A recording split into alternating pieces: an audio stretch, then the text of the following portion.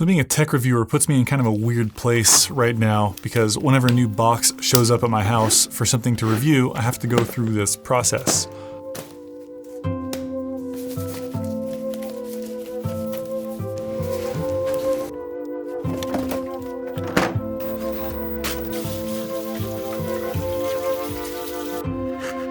So instead of going through that process and then reviewing that equipment, and then that video is probably going to be a really poor performer because not a lot of people are looking for expensive studio lights right now. I think the majority of people right now learning how to create video probably are trying to do it on a budget. So instead of the regular tech review stuff that I do, today it's going to be tips on how to make your video look better for free or for super duper cheap.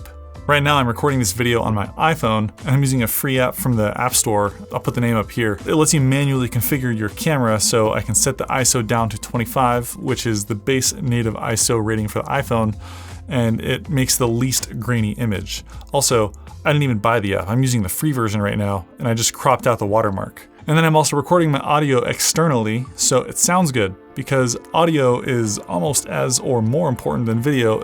If you're using an iPhone, audio is going to be significantly more important than your video quality. And the reason my iPhone video looks as good as it does is because my channel's focus is on lighting. You can make good looking video with just your computer. So we're going to head over to my computer now. And for the curious, here's what my normal expensive camera setup looks like. I'm using a GH5. To someone who's not familiar with cameras and just watches a lot of online video, you might not even be able to tell a difference, or you wouldn't have known the difference if I didn't show this side by side. All right, to the computer. So my first tip is if you're just using your iPhone's selfie camera, the built-in one, not the one that you download from the App Store, you can use an empty Chrome browser as a light that you can move around on your monitor, or if you have multiple monitors, you can move it around and change the way it looks on your face. And so once you decide kind of where you like your light, tap on your face and then drag up or down to change the brightness. And you want to set it kind of low because if you set it too high, it gets really grainy and blown out. You just want to make sure that your face is properly exposed. The second tip is use some background lights because right now I just look kind of like a floating head. Now you don't have to get crazy with your lights like I do, but you should have something that at least looks okay in the background, maybe something clean or something interesting. But I'm gonna go with a little bit of blue. Just kind of like that, and maybe I'll turn on something over here. Now you could just use a house lamp or something, but obviously we're in my studio, so I'm just gonna use those because they're already plugged in and ready to go. Now I'm gonna go back to that app that you can download because I think there's a couple of really interesting features that I wanna show you on it. So if you have your camera plugged into your computer with the lightning cable like I do, we've got this little square here that if you tap it, it completely removes the interface there like that. And because everything's cleared off of your screen, it works really well. I mean, obviously you have to buy it to get rid of the watermark, but then you have a USB camera. Oh, and another tip here is take your t-shirt and just kind of wipe off the lens there. And you'll get rid of all that blur that we saw on the screen. Pretty nice. My recommendation for a good microphone, the one that I'm using right now. I have it plugged into my camera, the Rode VideoMic NTG. It is a $250 mic. You don't need to spend $250. There are plenty of super cheap, like $25 lav mics, which will get you excellent audio quality for a fraction of the price. For example, here is a $25 lav mic. There's plenty of them all over the internet. I'm not going to link a specific one. Find one that works with your phone or whatever camera you want to use. Anything that's in the $25 range is probably going to sound just like this, as long as you get one that's not wireless. Wireless ones sound terrible unless you spend more than $500. If you do want to take this seriously, you should get yourself a gray card. It's a $5 piece of kit that basically lets you have accurate colors without having to spend hundreds of dollars. So on this app, I can go to white balance and then just point at the gray card and then hit gray card. And it will automatically select the best white balance for accurate color representation. So now my hand looks realistic in the phone screen here. Now if I set it with something else that's not accurate, like over there where it's kind of blue, now my hand looks all nice and orange. Whoops. See, it's all nice and orange there. So use the gray card. Boom.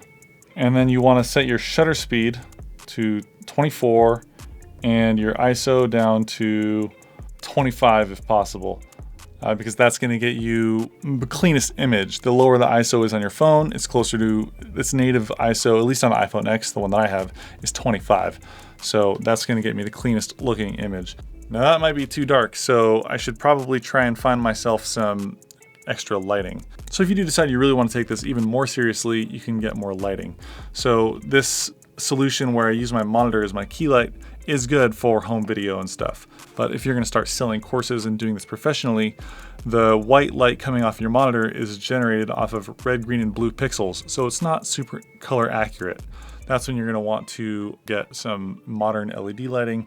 The Godox SL60W is something that I've recommended for a long time because it is a good $125 light that will give you a ton of output, excellent color quality, and it will get you into the game. And one of the reasons I like the Rode VideoMic NTG is because you can use it with a camera and you can also use it with a computer because it has a USB jack. So if you plan on plugging your phone into your computer and using that as a USB camera with that app, and you want to get really good sound quality, you can also plug the Rode VideoMic NTG into your computer and use that, for example.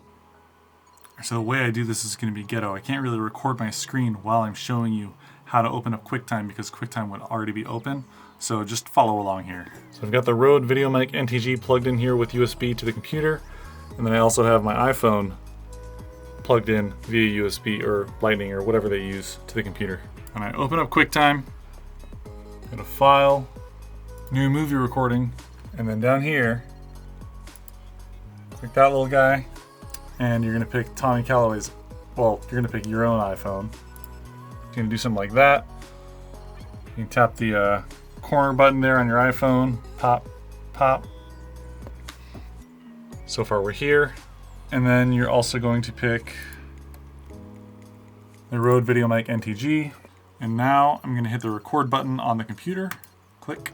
There, so here we are, we're recording on the computer now with QuickTime using the Rode VideoMic NTG and my iPhone.